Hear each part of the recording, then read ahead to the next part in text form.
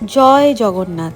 কানাডার বুকে এমন একটা সুন্দর আধ্যাত্মিক উৎসব দেখব, এটা কিন্তু আমি সত্যিই ভাবিনি। টরন্টোর এই রথযাত্রা অনুষ্ঠানটাতে ছিল হাজার হাজার মানুষের সমাগম, ভক্তিময় কীর্তন, সবার জন্য ভোগ বিতরণ আর নানান রকমের রঙিন স্টল।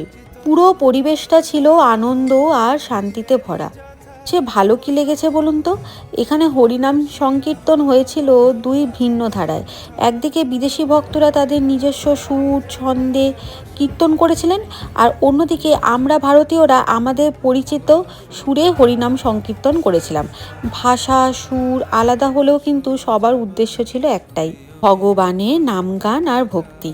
ভাষা দেশ আর সংস্কৃতি আলাদা হতে পারে, কিন্তু ভক্তি সবাইকে একই সুতোয় বেঁধে রাখে। এ বিষয়ে কিন্তু আমি আমার চ্যানেলে একটা ব্লগ আপলোড করে দিয়েছি, আপনারা চাইলে দেখে আসতে পারেন। জয় জগন্নাথ।